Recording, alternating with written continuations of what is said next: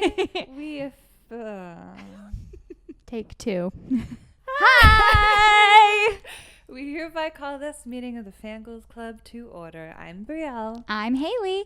Welcome to Book Club. Yes. Because we are officially about to be entering spooky season here coming up. Apparently August 1st is when some people really switch it over. I love the videos where people like film themselves rising from their beds and they're like, That's truly how I feel sometimes. Salt air and the rust on your door. Anyway, it's what is that? It's a ghoul. It's a ghoul. All right. Anyway, Today, we are going to be talking, as always, about Kingdom of Ash for our book club. We read chapters 45 through 55. did I? Yes, I did. Imagine. Should we not do this right now? Imagine I did like, I don't know. No, yes. And I feel like we've said this every week, but this was a doozy. This was an absolute Whoa, so many things are happening. Okay, anyway, yes. It was a doozy of a set of chapters. I feel like we got a lot of, because the last couple sets I feel like was primarily focused on Aelin and like her rescue and the aftermath, and now this one we saw a lot of different things were happening. Yeah. Of varying emotional scales. Yeah. So it was wild. Yeah, in my notes, I don't know how many more sad faces I can draw.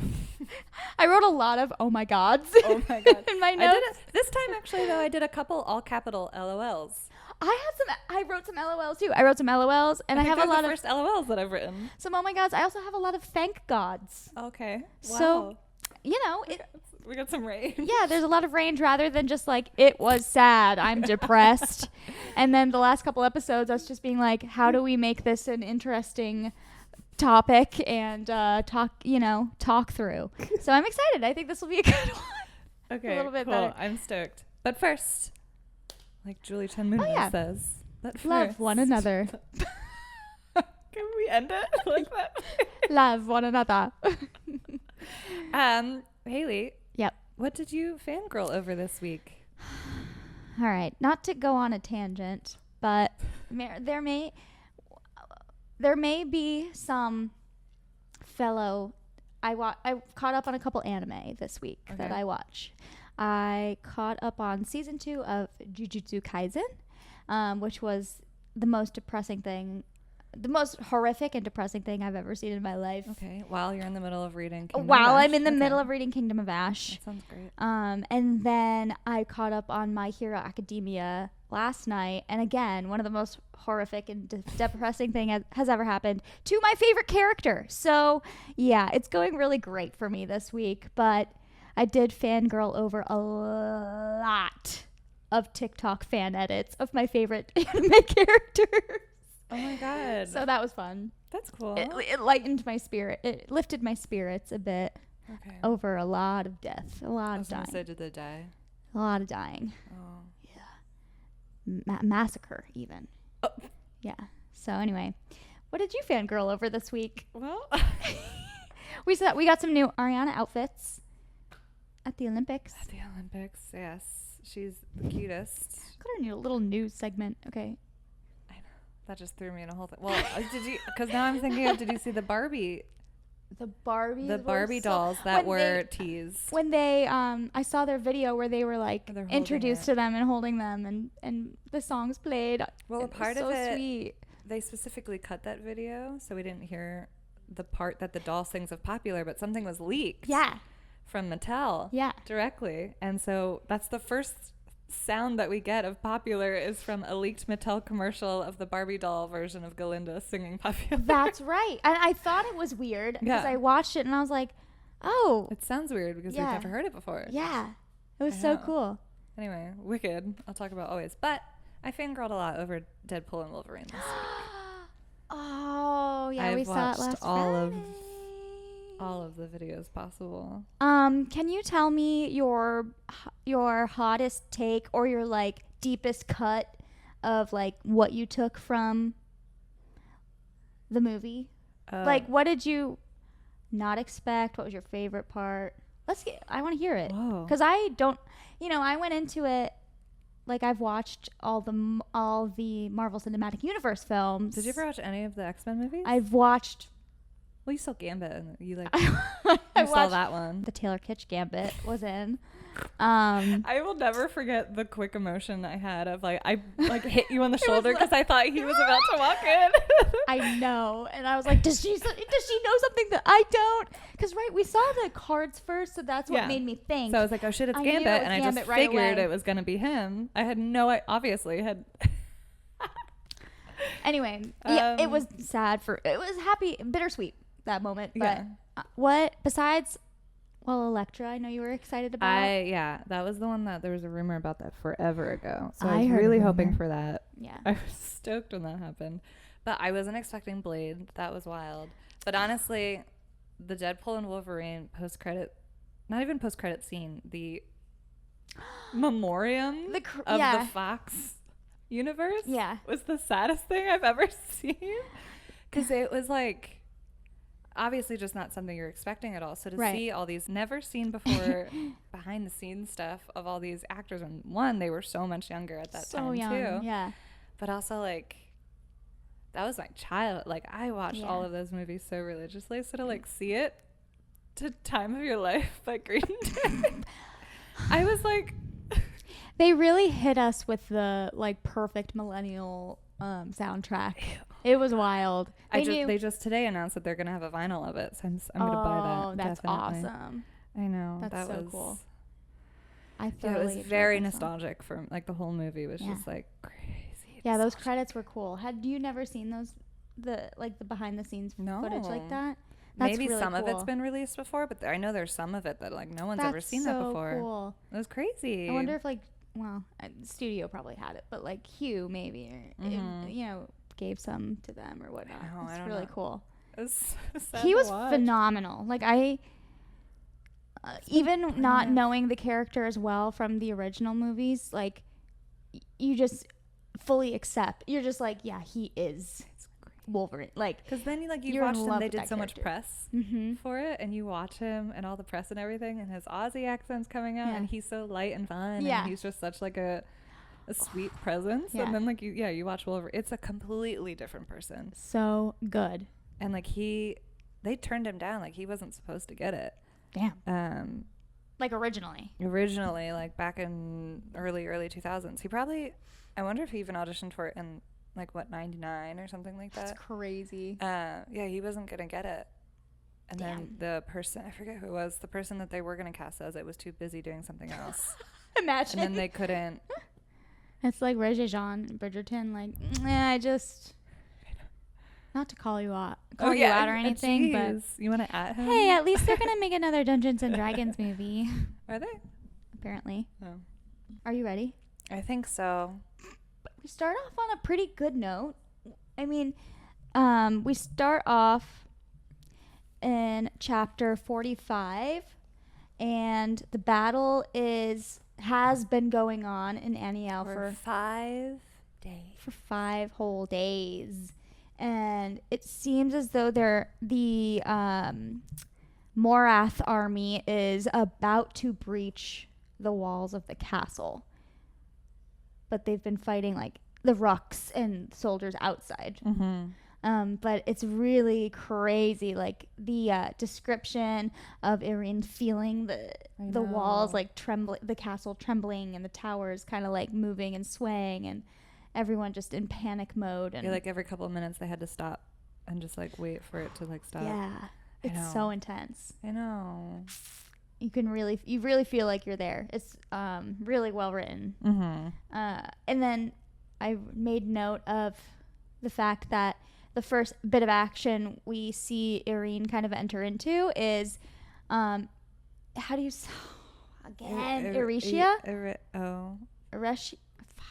Arisha. I was saying Aurelia.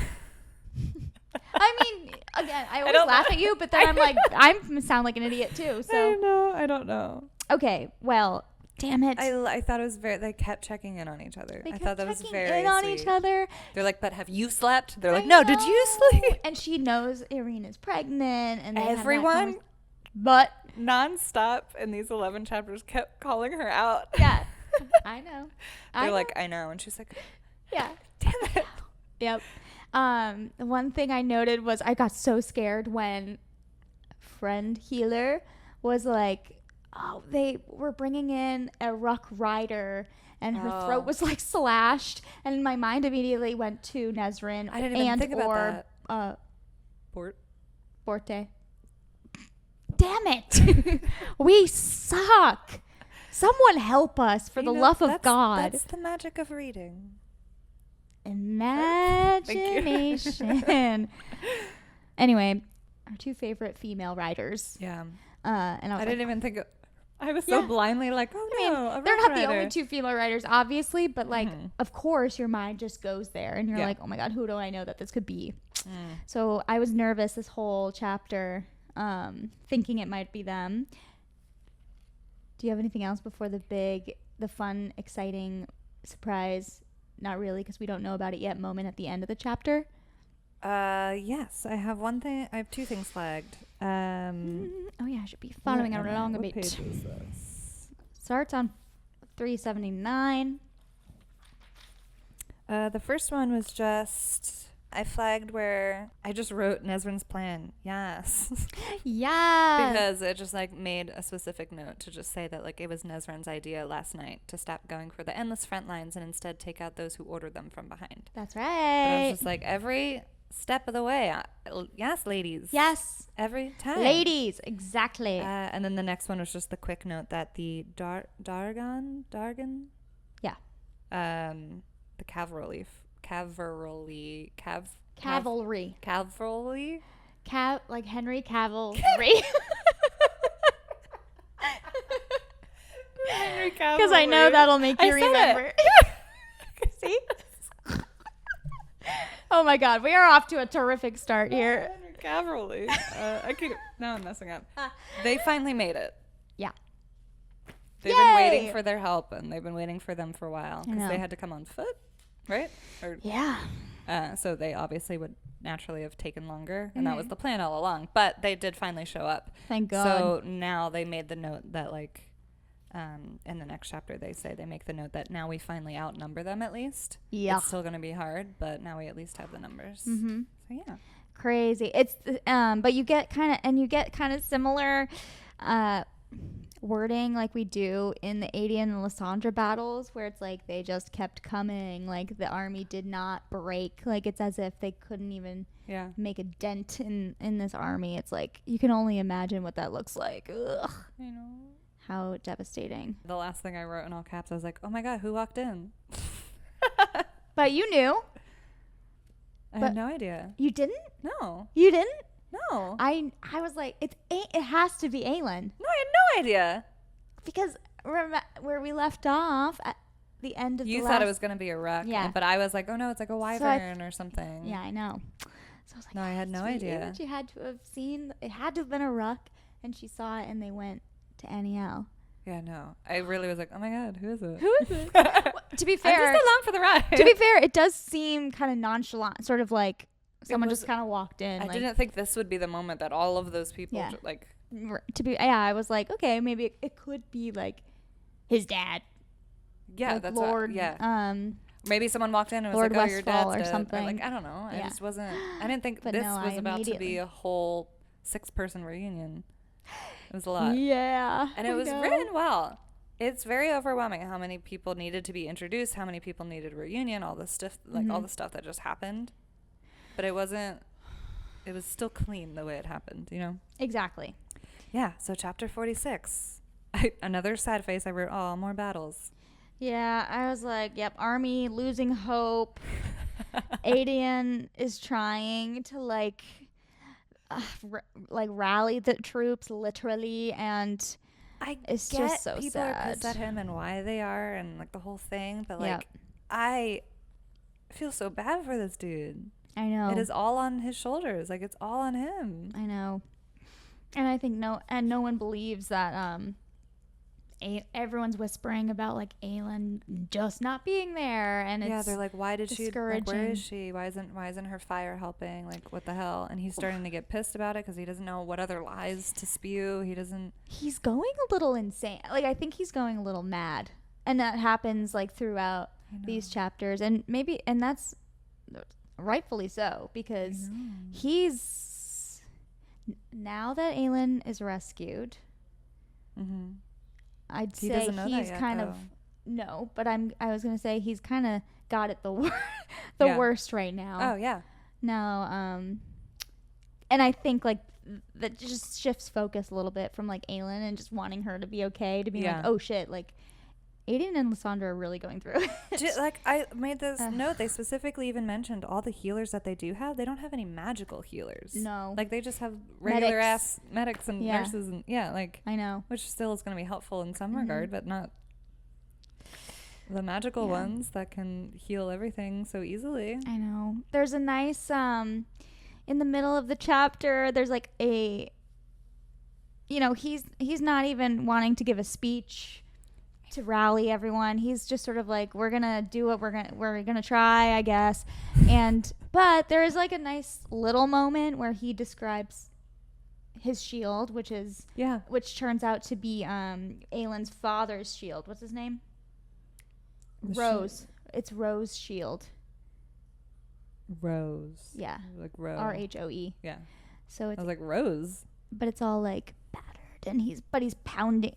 So he's pounding it, and everyone follows suit, and that's kind of that's their battle cry kind of thing. He has no inspiration left but anger.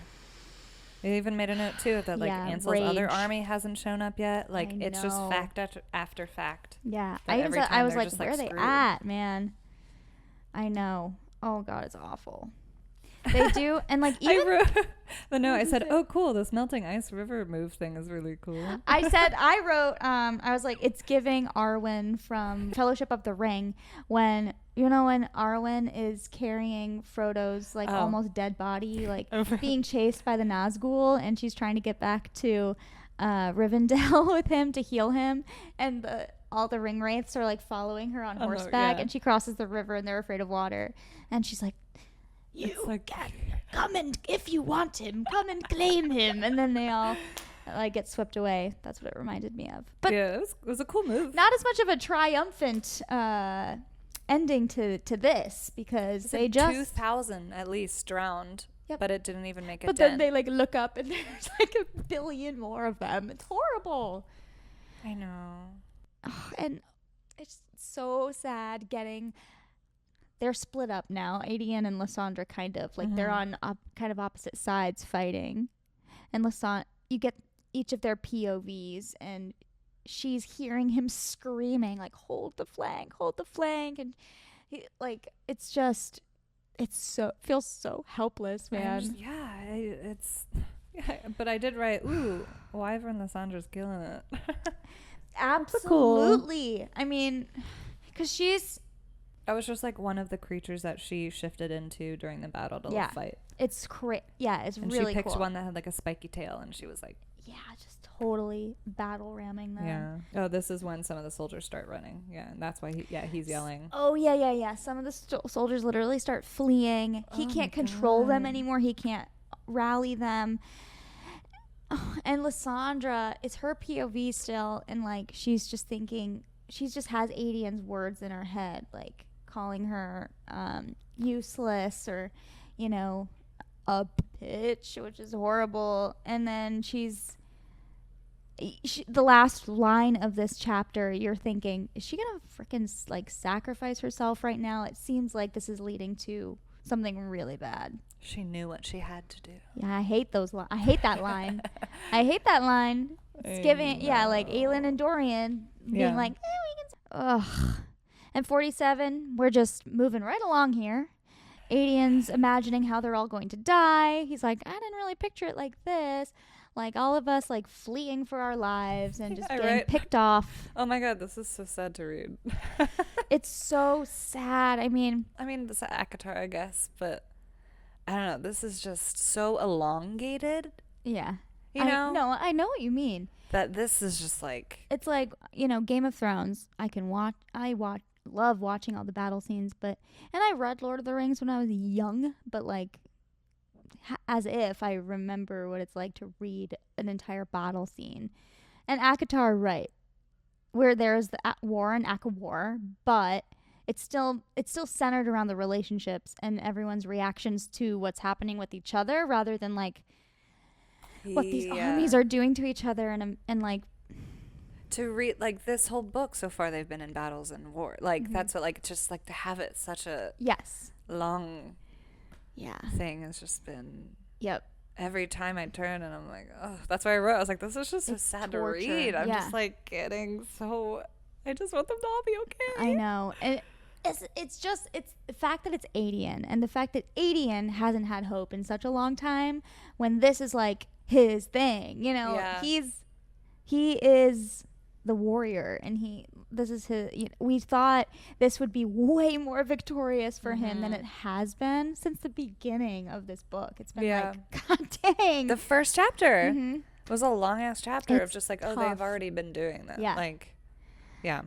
so the meaty stuff in this chapter is, I don't even want to talk about it. Well, just we see keeps saying like all the soldiers are even more scared, and they're just like, it's not even running. Like people started falling back from the front lines. Like they're noticed people are literally running away, which you don't see very often depicted. And then here we go, rather than being a ghost leopard or battle ram lizard crazy dragon thing. Battle ram lizard. Yeah. He turns around and he sees Aelin, and Lysandra has now taken on Aelin's form. In an attempt to, I think, rally support and bring about some hope and inspire these soldiers. But he knows she can't fight as Aelin. She doesn't have her skill in fighting, and she obviously doesn't have her firepower. So he's like, what the hell is she quote of just dread settled into his heart far deeper than any he'd ever known. And just all the no. And he's so far away from her. And he started running. Everyone's running this way screaming, and he's the only one running that way. Like, you can picture this, like, so slow motion, just like the desperate music. It's so sad. After all this tension, not just at war, but between them. Yeah. Him of all people, who has been by her side through as long as they've known each other, to have them be so torn apart in this book, and then to have this happen and him run after her finally is like too little too late, and also beautiful and devastating. So, but it worked. It worked. All the soldiers started rallying behind her again and started fighting, because they're like, our queen, she's here. Yep. I wrote, at least she got in one good slice. And she got a good slice, and this Ilkin is like towering over her. There's 3 of them? How many were there? The Ilkin towered over her, grinning. One of the Ilkin. I think there are, 2 or 3. One of them hits her, she falls, but she shields herself. And then, Adian's literally bellowing, please. Oh, it's horrible. He'd called her useless. Oh, he would take it all back. And she stands up, and she's like, she's going to fight. For Terrasen, she would do this. For Aelin, she didn't yield. It's like just so, it's all for her. And she manages, to land a huge blow on the Ilkin. But the third, or the other, the Ilkin who'd gone spiraling was not done. And Adian, Adian went to throw his sword to get it, and it still manages to kind of slice her in the legs, bringing her down. But Adian, I know, as she goes down into the snow, he like catches her, and it's all so cinematic. And as horribly sad and scary as it is, it's still like beautiful. It's so beautiful. Yeah. How it just shows his like love for her, I wanted to note, like, when Adian was running, and he goes, I take it back. Like, I take back everything I said to you, like, said to her. Oh, it's so devastating. So, and then just when we think they might have a chance to he might have a chance to get her out of there. I wrote, oh shit, Witch Tower. Well, at first I saw, like, he said, like, it says, like, Iron Teeth witches are coming. My dumbass, like, wanting to find any little glimmer of hope is thinking, okay, well, it's probably not Manon and the 13, but maybe it's, like, Petra and her coven coming to help them, which is, like, I mean, why would they help them? Yeah, it doesn't make any sense, but I was like, maybe there's a chance, because it was already going so terribly. That's what I'm like, what else has happened? Like, and so, of course, the Iron Teeth are carrying a witch tower, and they are also unleashing the Yieldling. That's how it triggers. That a witch has to sacrifice herself to even trigger the tower, and then all the mirrors and everything, like, and then it just explodes. Like, it's just terrifying. And yeah, I mean, it the way it's described at the end of the chapter is you're thinking, this is it. Like, I thought there's a chance they could be dead. So that's where we end up. I know. And he grabs her, like, limp body and runs as far as he can, but he's not going to make it in enough time. Right. So he just covers her body with himself. And he's going to hope for the best. Yeah. Or just die. Yeah. With her. And then the witch tower erupted. Crazy. And then it just said, what did it say? Oh, when it receded, there was only ash and dented metal. Yep. And yeah, I read that as, like, okay, they're not even left alive. It's horrible.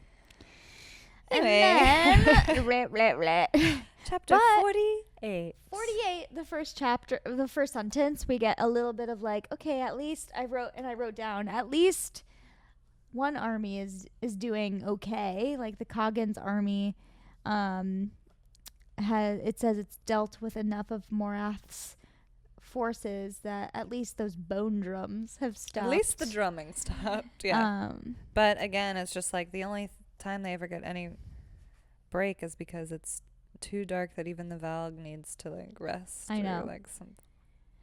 But so, and then it's sort of describing, like, all of the main, band of characters from this arc coming together, like Kale and Ezrin and Kale, before he entered the tent, though, noticed that he didn't know that the Kaghan gave his heir the ebony spear.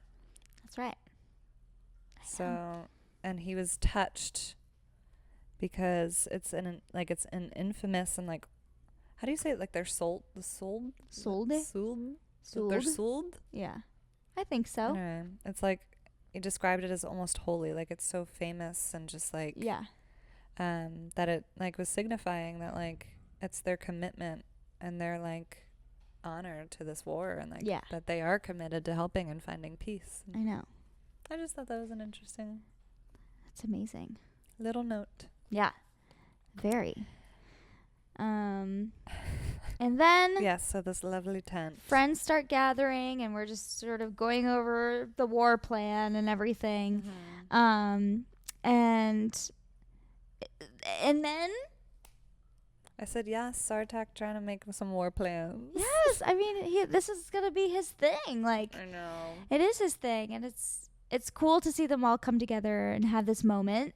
He let them know that he was going to basically flood the whole, like, it might have killed most of their people too, but at least it would have kind of helped clear out the Valg. Like, he would have flooded the whole place if he needed to. Yeah. And they were like, what? And he was like, what? I know. Yeah. Crazy. But yes. And then here's Aelin. Hey guys. Like, and what did he say? Oh, Nezrin's the one who was like, holy gods. Yeah, I mean, and I was several others. I was hoping it would be true. Yeah, you forget she's got 3 Fae warriors and Elide. Little Elide. With her. 4 Fae warriors. My bad. because Fenris, Gavriel, Lorcan, Rowan, and Elide. Yeah. Whoa. Yeah. So they all come in through this tent, and I mean, it's like one of the huge reunions that we've been waiting for. Is well, anybody to reunite. Yeah, at least we finally got one. Yeah, but halfway through. But specifically, I mean, yes, of course, we're excited for Kale and Aelin to be reunited. But then she instantly started crying when she saw him. He was standing. Yeah, not only did she just see him again and that he's okay and that he's there, but she was crying because he stood up. The second he saw her, he like stood up. Yeah. Then she started crying. He's like, I thought you were in Terrazin. And then he stands and she's crying and she just says like, I knew you would do it. It's just so sweet. And he said, not alone. Yep. And I loved this moment. She didn't even waste a second. She instantly recognized her. Yeah. Remember we were a while back, we were talking about it. And I was like, I just don't even know if she would know her. If Aelin would remember her. And like she said her full name, like right away. Irene Towers. Which was so awesome. Yeah. And Irene told her that she remembered her lessons. Yep. And that she kept her promise. And that she's taught as many girls as she could ever since. And that, I mean, after everything, that had to have given Aelin like a little bit of like. Yeah, she said she was like wiped away tears. It was so cool. I was just so excited about this, and they immediately like hit it off again. Really as like equals this time, you know, like Irene has come into herself. I mean, they've both been through so much and learned so much. They both let each other know that they're both married now. Yeah. Oh, and Aelin like let everyone know that he is her mate too. I was just like, what a. Yeah, there was a lot of, this was like a really informative. This was an informative chapter just for the characters. Like it's all things we've already known for a while. Yeah. And they're filling each other in, which, you know, we just haven't really seen much of. So it was interesting. Oh, yeah. Aelin asked to keep the notes. And she was like, can I keep it? It's so sweet. But I did, Kale gave credit to Nezrin and saying, like, you know, they're all here because of her, you know? I know, but he also says it like. He said there's another person responsible for this army being here. And he gestured to Nezrin. And then, he says, the army gathered here is as much because of Nezrin as it is because of me. One of the first things that Kale said, he's like, Dorian? I just, like, started crying because I was like, oh, my God. Like, we're still not there. I can't believe it. When are they ever going to? I know. It's been too long. He goes, not with us. So sweet. And I flagged and I liked that when they revealed to Kale that Dorian is with Manan. He was like, it said he didn't know if he should be relieved or not. Probably not. I guess, this chapter was mainly everyone kind of introducing themselves. There wasn't much discussed other than that. To, like, some of them to finally meet. And I did write, I was like, Aelin and Hussar are going to be really funny together. Oh, yeah, for sure. Absolutely. Yeah, did you get my letter? And she's like, I get a lot of letters from a lot of princesses. It was so cute.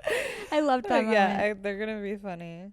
Oh, and then Aelin introduces the Fae warriors, and when she introduces Gavriel, it's Kale who recognizes him as looking like Adian, and Gavriel goes, Adian is my pride, and I was like, oh my God, we haven't heard him talk like this. I know, like that's all he instantly said.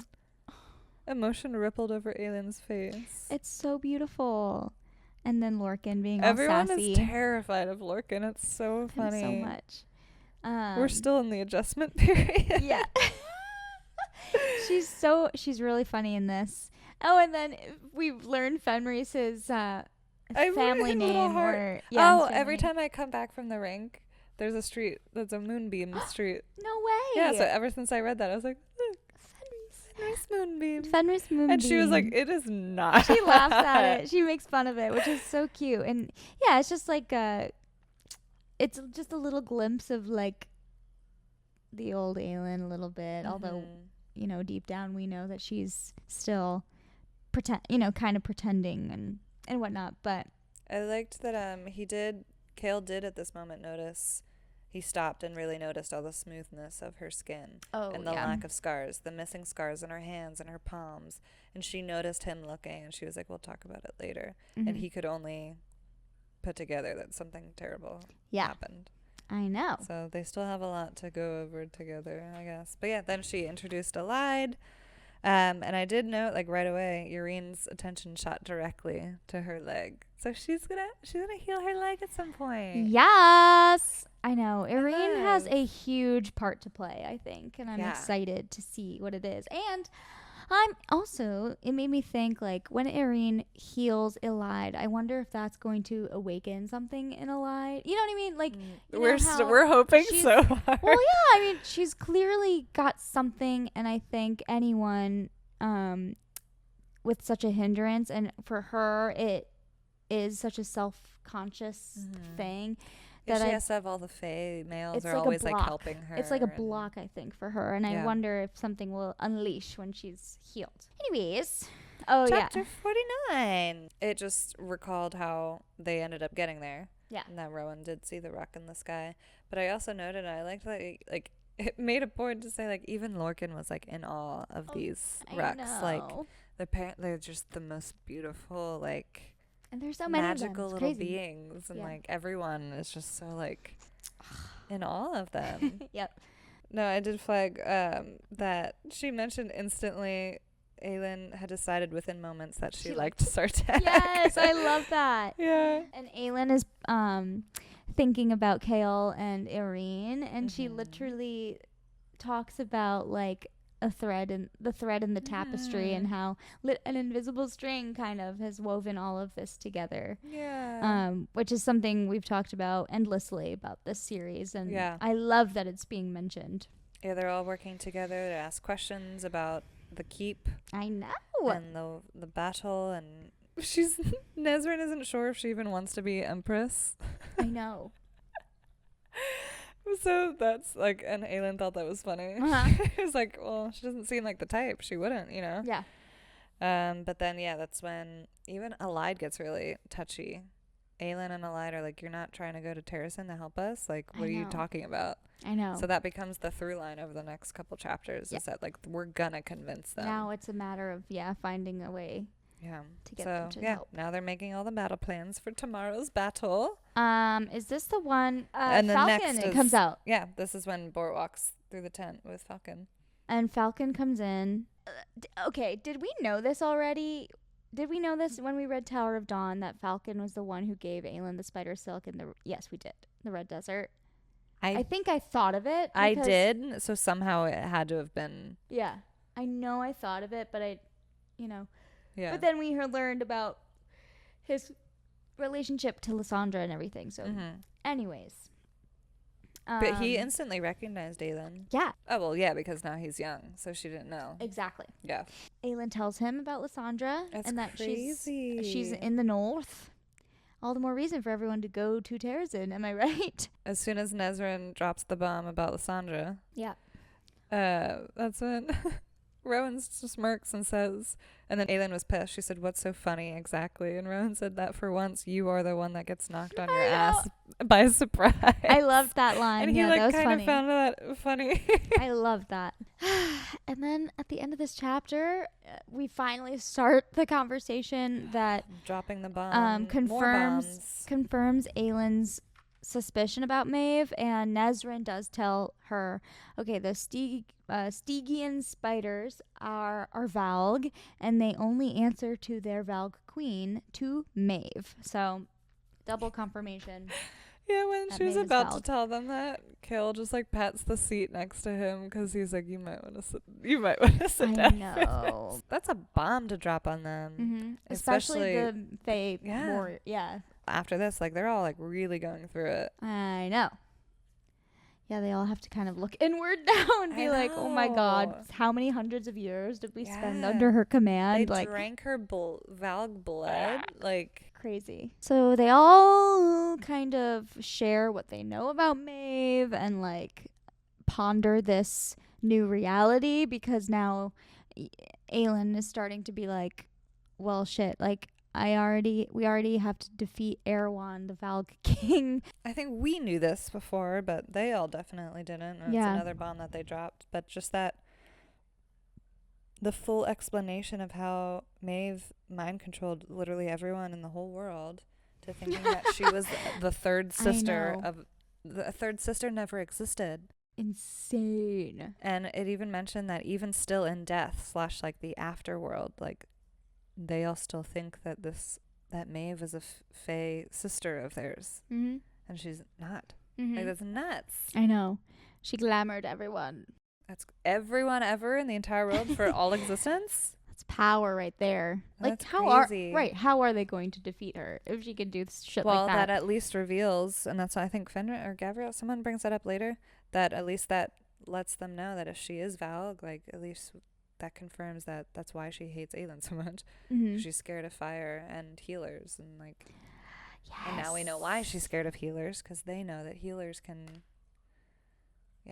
they can break through the Valg infestation. So Aelin's whirling from this. Yeah, like Hazar was like, "We'll make the bitch pay for that." I wrote down that line. That was so good. But Aelin sort of like wanders off because her power, something weird is happening there. It's like boiling up inside her, but she can't feel it. Like she can't feel the fire. And it's like the more she thinks about Maeve, maybe the more angry she gets thinking about Maeve, like the less she can feel her fire. It's like she actually did affect her in that way. And she's obviously frustrated, and for the first time she's sort of like really breaking down to Rowan and being like, I can't do it. For each of them, like this news is such like a big deal in different ways.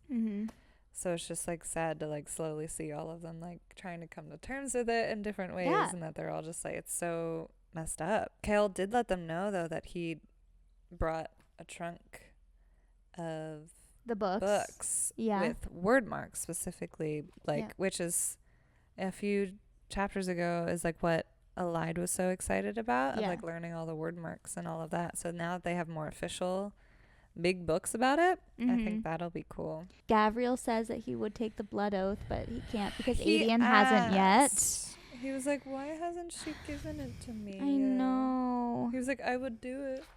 Ugh. Gosh, this chapter though, all in all, like I took something good, like positive from it. I'm like, okay, well, they're all together. I love seeing that they're all together. It just makes me feel that much worse for Adian and Lysandra, though. I know. Like, oh my God, if they could all just be there, they would help them so much. I know. Aelin she specifically went to go find Fenris. Yeah, I know. To like check in on him. Yep. She was like, whenever you want to, like, you can talk. And he was like, thanks. Yeah. And he specifically like made a note to tell her, like, you know, like all those healers every single time were mortified. Yeah. Like they didn't want to do it. They weren't happy about it. Like they were all terrified. And that he's like speculating, like he thinks every single healer might have been killed. Yeah. After they healed her. Yep. Because it was a different group of healers kept every her asleep single the time. whole time. Yeah, they like in small ways tried to help her. But he said every single time it was a different group of healers. Right. I know. It's fucked up. And then poor Lorcan, we opened chapter 51, and my first note is, Eli, just please forgive Lorcan. I said, oh boy.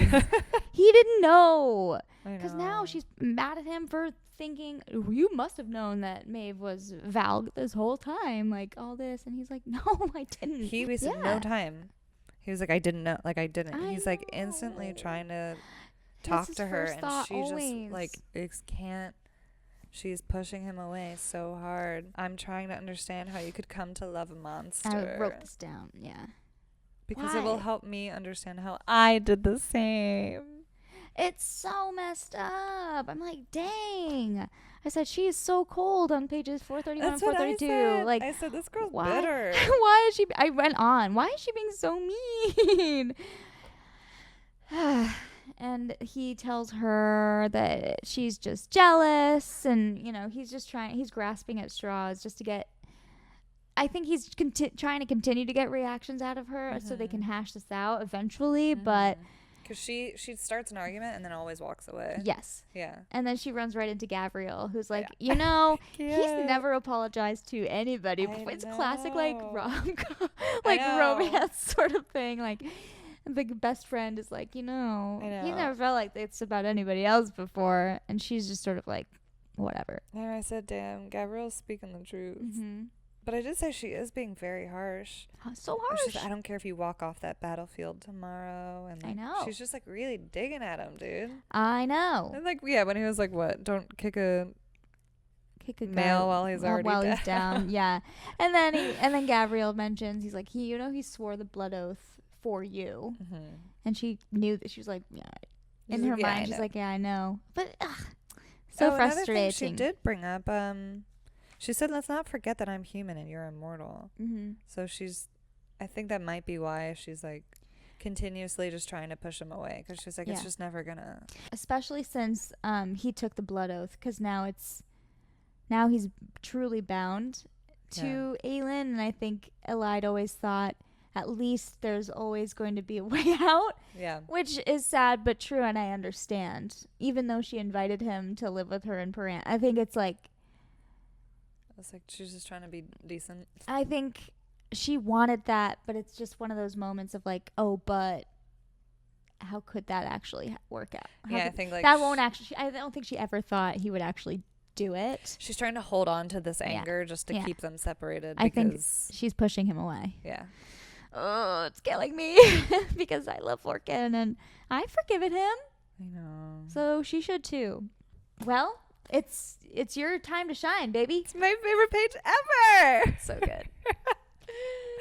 I just like, this is the first we've actually gotten of him and we're 435 pages in. God, I don't even know how to explain how.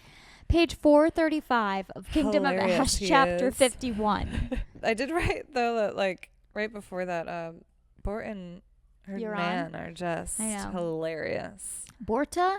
I don't know. It kills me because I love this character. But I love them. They're so funny. Borta and Euron betrothed, and they just fight like so much. They hate each other, but you can tell they're into each other. It's so great. But that's when Sartak's like, well, her tent neighbors know that they've definitely made a... Yeah, you know that they're together. And Sartak comes along and everyone pieces out. They're like, okay, bye. We'll leave you two alone. And Nezran is like, oh, it's so good. Oh my God. Anyway, but he just murmurs into her ear and he's like, come to bed. And she's like, we have stuff to do. We have things to talk about. But he said, a day of death has made me want to hold you. Aww. Which is so sweet. So morbid. But then he said, and do other things with you. It's a very sexy moment. I love it. He is too smooth, dude. He's so smooth. He always has been. And then the prince lunged so fast for the brush. Yeah, she's like, you're going to have to help me clean my rook. And the faster you do that, the faster we can get to bed. And he like lunges. It's so good. It's amazing. Did you see my notes? I wrote a bunch of hearts. Yeah, we love him. Like a little schoolgirl, I wrote hearts all around his name. Hope they get more and more as the book goes on. I hope we get, oh my God. I really hope so. Literally one page of him, and I'm obsessed. Okay, then we finally, in chapter 52, all right, we finally see my girl again after a little while. So we're back with Manon and Dorian, and they have returned from their little expedition to the Fangs, where they met up with Petra and the Blue Bloods, and Manon like basically explained gave her case for why she's sort of not changed side, but she's evolved, and she's wanted to give the Iron Teeth an opportunity to figure that out for themselves. And so she's come back from there, and right away Bronwyn, the Croken witch, comes up to her, and she's like, so, like, how did it go? And then I was like, meh. I just told them how I feel or whatever. I asked them to consider their position in this war. Like, so old school Manon. Well, because then it also adds an additional like frustration for her, is that as soon as she gets back, Glennis tells her like, we're all going back to our home hearth. I know. So we're dipping. So Manon's feeling a little bit like back to square one, and also she has no idea what the Iron Teeth will do. And she still hasn't gotten any sort of answer from the Krokans, except for Glennis, who seems to like her. And then now Dorian is being cold, isn't even on her team right now. She doesn't know what he's going to do, so she's just sort of left in the middle. Their little conversation about her half sister, though, how Rhiannon believed Glennis was like, she's kind of the opposite of you. She was like very warm and outgoing and outspoken and wanted different things, but out of all of it, she did want to rule alongside you. She wanted to rule with you. And then Manon's just like, and now it's just me. And then Glennis is like, yep, now it's just you because you killed her. You killed her. Still wearing her cape around in your hair, but okay. But it was a good story. I liked that little blurb, and it sucked to picture it. But then I sort of got a little bit of like, well, to be fair, she still kind of has that chance joining forces with Aelin, Yeah. So it was interesting. It was a good little chapter because then we get a glimpse of Dorian at the end. And he's just like reflecting on the sadness that he saw there, and that he's still stuck on like, this is what my father and Erewhon have built and left like, to me. This is my legacy. This is what I had. This is. Yeah. He's so emo. I love it. Oh my God. He nonstop listens to My Chemical Romance. He so does. Yeah. But he's actually raised by, he's a preppy kid who pretends to be super emo, rich kid, emo is so good. But I love it. Kid life. Yeah. I'm obsessed. I liked the last his quote though of just but now he just needed to learn to fly. So sweet. So poetic. Yeah, he in now multiple he's ways. He just needs to learn how to fly. He's I'm a poet now. I'm a beat poet, Yeah. And he's just going to practice his shifting and flying. I liked that chapter. It was good. Yeah. Yeah, every time we jump back to these two, it's just worse, and this is the worst of the worst. It was the worst of the worst, but at the top of the chapter, I burst out crying because I was like, thank God they're alive. I really thought there could be a chance that the explosion by the that got him, because that's a powerful power, the witches can only use that power once and then obliteration. So I was shocked. I'm surprised. Yeah, but I'm happy. Chapter 53, we jump back to Lysandra and Adian. I guess, yay, they're alive, but she's waking up and her thigh is on fire. Someone had burned her down to the bone so thoroughly that she, it hurts every time she moves. She's trying to, get a hold of her surroundings. She wakes up in this really shitty tent. She's freezing, but there's, a bunch of blankets over her, and all she sees is Adian sitting over there in the corner. Which, for a moment, you think, this is it. They're gonna make up and they're gonna be a powerhouse from here on out. Nope. They're gonna band together finally, and that's what's going to turn the tide. No, the opposite happens. Complete opposite. Lysandra turns the tide. He breaks the news to her that they yielded, which is horrible. Yeah. So they completely lost Paranth. And they're on the run. Paranth. I know. It's They've been on the run for 2 days now, so she's just been out cold. He broke the news that he pulled his rank multiple times to get her the best care, to get her in this tent, to get her okay. He's so distraught and so upset. But then she realizes while she was unconscious. He tells her that she shifted on the battlefield before she even made it to the tent. Yeah. So everyone saw, and she's like, so everyone knows, and he's like, don't worry about it. Oh, yeah. It's about the lowest they could have gotten here. And then she laid in on him.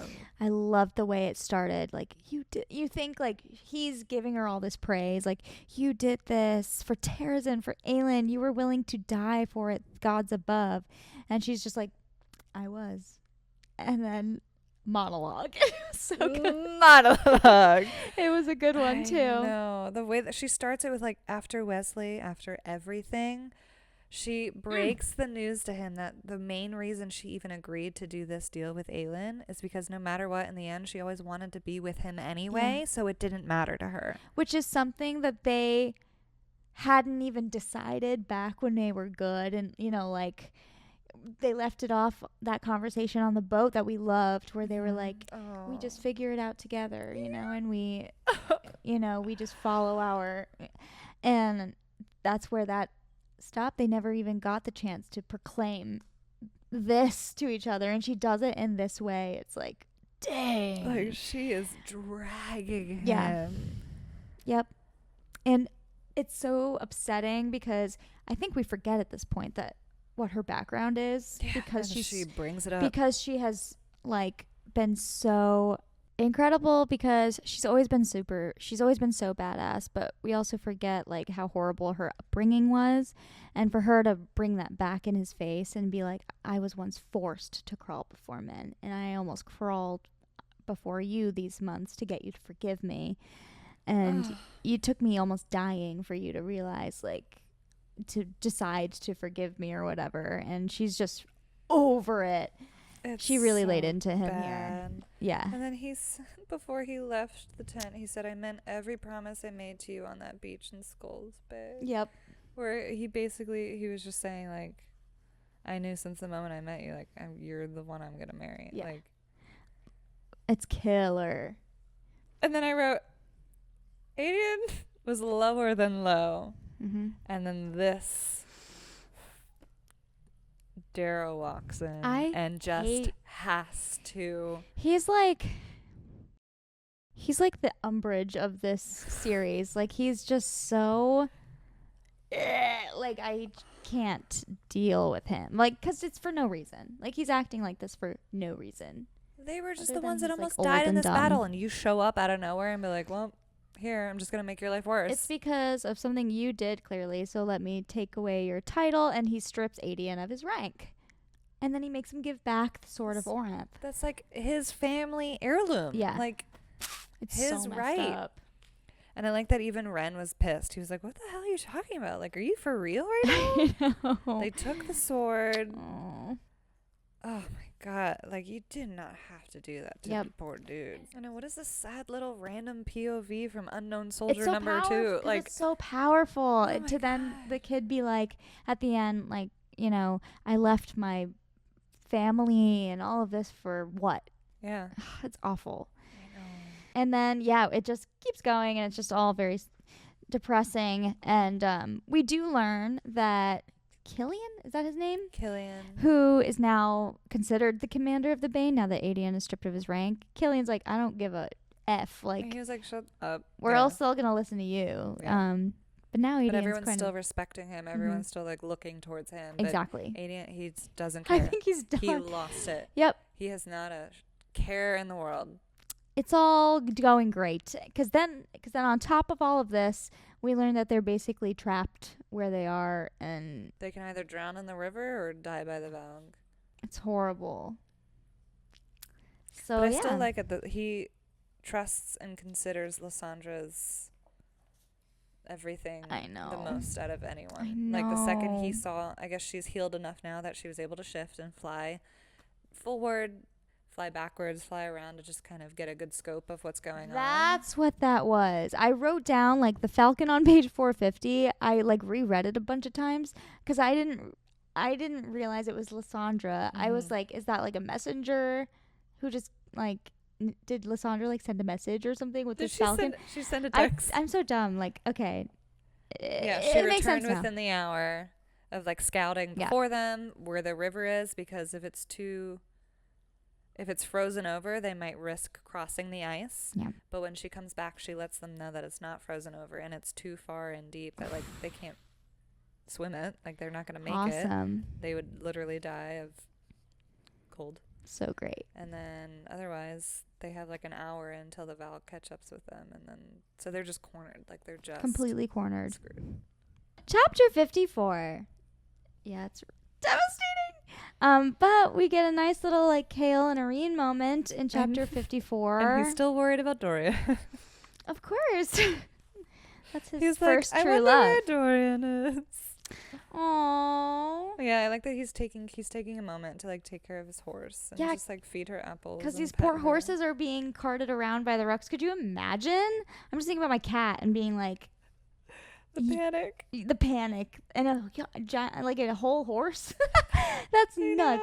Those poor things. I know. So yeah, it's nice of Kale to be like helping. But they finally had their conversation. Finally, they didn't know that each other knew, but everyone else knew. Yeah. So yay! But they finally got to talk. And he's for a so second. happy. I know, and she's like, "You're not mad that I didn't tell you." And he's just like so sweet about it. He just loves her so doesn't care. Yeah, much. He would he's the type, he'll never be mad at her for anything. Like she can do no wrong. Yeah, like he's obsessed so with her. Yeah, it's really sweet. Oh yeah, and he was like, and when you were waddling around belly near busting, you still didn't think I would have noticed. And she was like, "I'm not going to waddle." I know, it's so cute. They have this. Yeah, it's just so. It waddle beautifully. Takes us out of the current state for a few minutes. It's so nice. You'll be a brilliant father. Yeah, they have a really nice chat. They are just going to be that much more motivated to make it through this, and I really freaking hope that they do. Well, yeah, if one of them dies, all three of them dies, so... Yay! So they better freaking live. Oh, God. And then this scene is so good. I love this scene. It's like reminiscent of Aelin greeting Rolf in his office or chambers or whatever, because she meets Lord Westfall, and it's so multi-layered because, like, obviously last time he saw her, she was Selena, and kind of... Did he ever see her? I want to say he did like, at one of the balls. Meet him? She had to have. He was there for a little bit, right? Yeah. No, she was already gone when he got there in Air of Fire.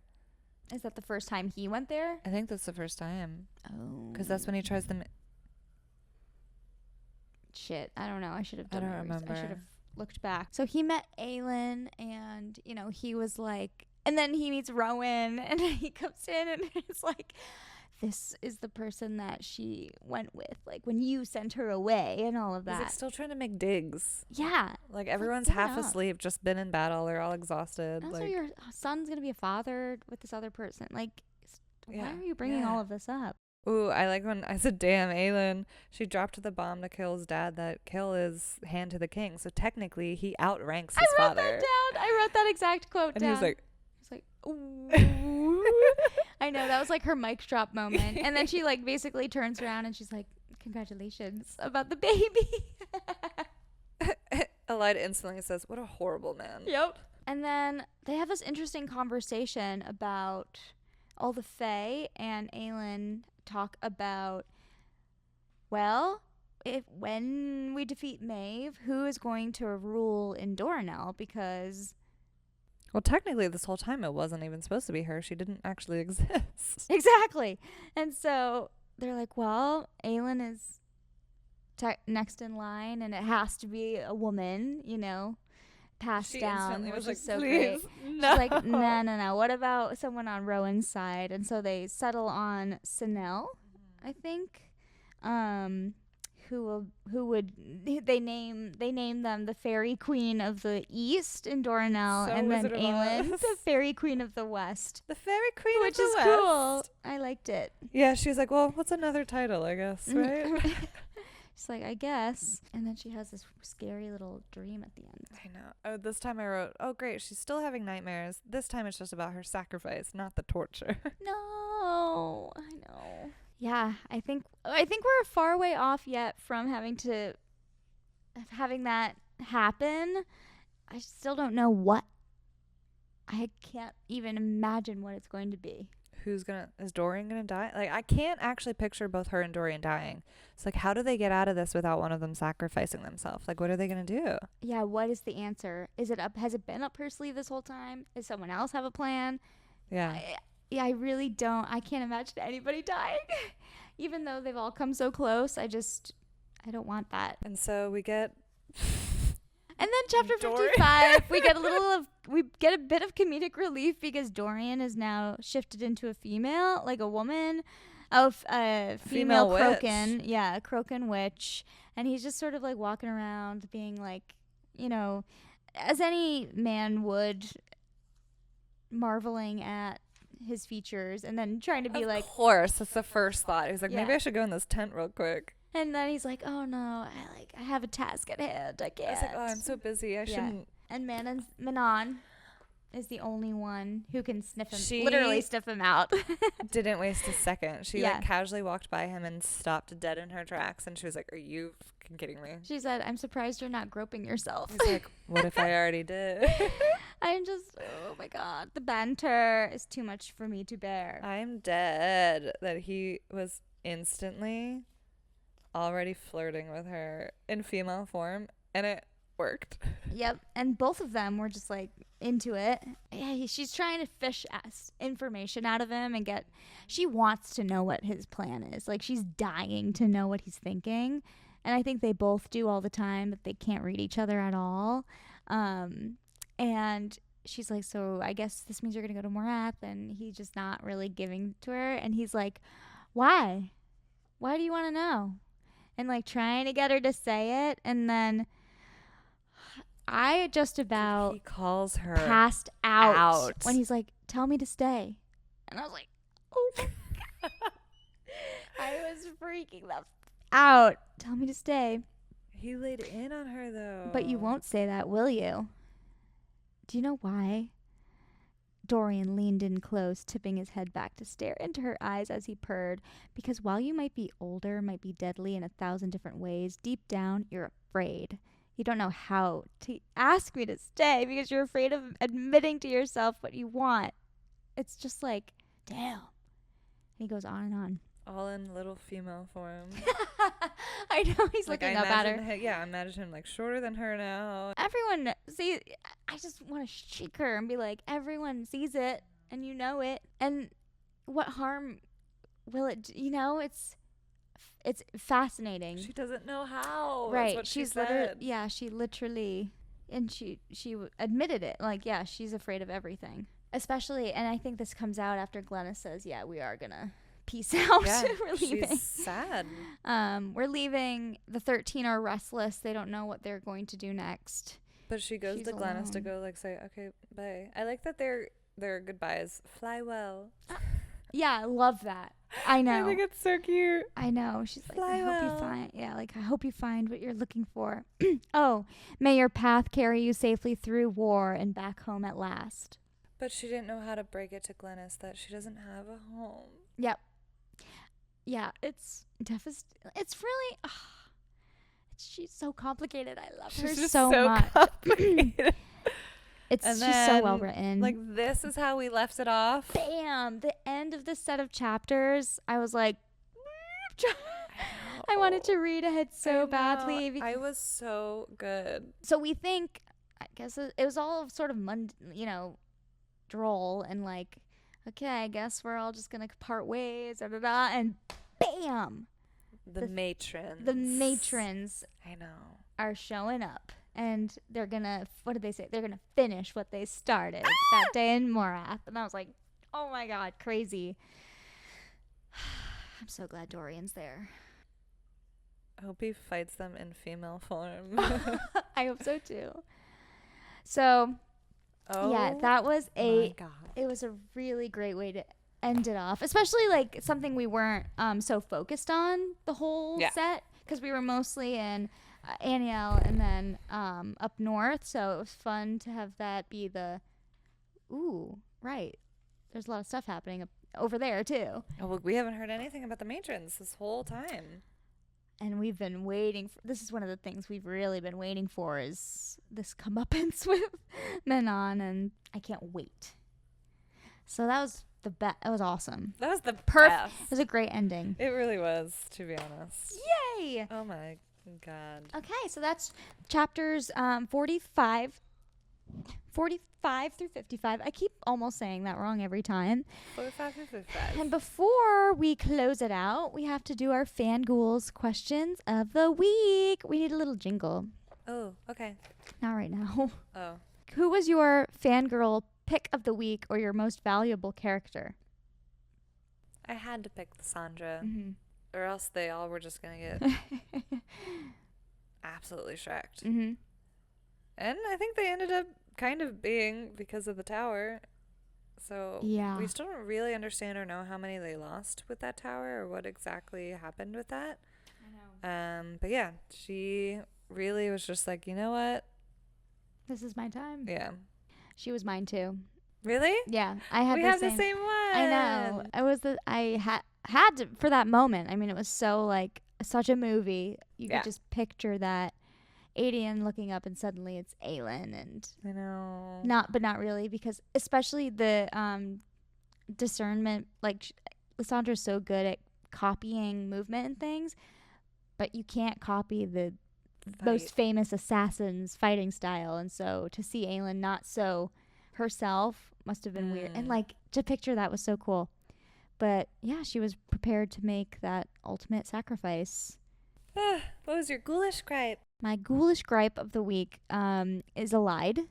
And I said that Alide needs to accept Lorcan's apology. And I had two. Okay. So I want Lorcan and Alide to mend the whole thing between them. And I hope that by them being around these other like healthy couples, that will help them bring them back together a little bit, because it does.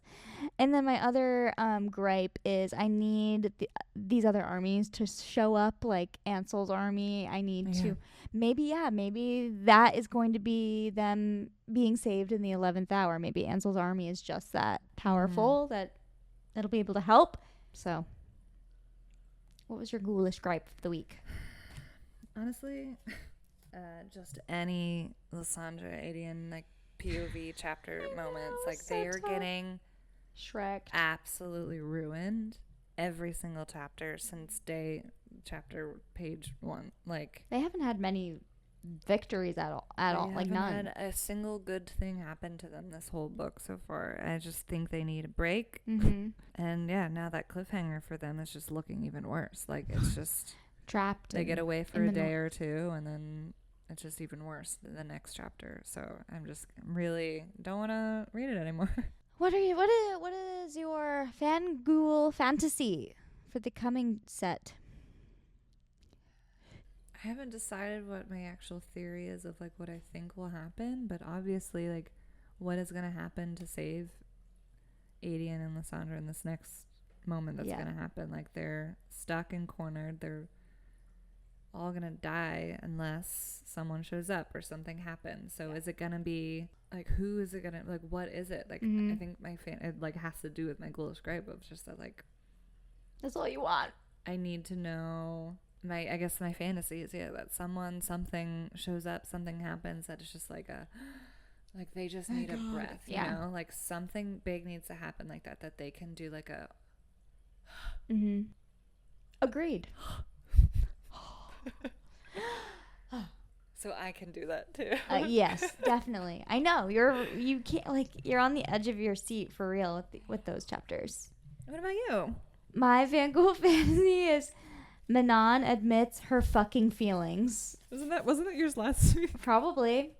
You said, I just want her to say I love you. I just want her to tell Dorian she loves him. That's all I want. They could just be happy for a little while. No. If they could just admit it and be happy together. Because if the time comes, I'll accept his I'll accept it. But, like, I just need them to be happy and not have it happen where they get all the way to the end and Dorian ends up being the sacrifice. And Manon had never... that will break me. That will go with me to my grave, along with Jess and Rory never getting together in Gilmore Girls, and Jughead and Betty not getting together at the end of Riverdale. That's going to come with me till the end. Okay, so then they're not staying together because this is your... It always happens to me. This is your... So... Well, that's confirmation. It's just kind of my thing. I never get what I want. So we'll see. I have hope that my girl's gonna get it together and admit some feelings. Not with the matron showing up now. They all might just. I know who knows what's going to happen there. Yeah. I hope she messes her up, gets her revenge. Dude, it's nonstop every time. I hope Abraxas gets a good swing in. Hey, we haven't seen Abraxas in a hot bit. He and Noreen are just snuggling. Yeah, because they don't have to fly. They're having a good time. Yeah. All right. Well, thanks for joining us. Don't forget to subscribe to Book Club and the Fan Ghouls Club podcast, and follow us on TikTok, the Fan Ghouls Club. We're so funny on there. And I'm going to close it out now. This meeting of the Fan Ghouls Club is adjourned. Yay. Yay. Oh, it just cracked my knuckle. Good night.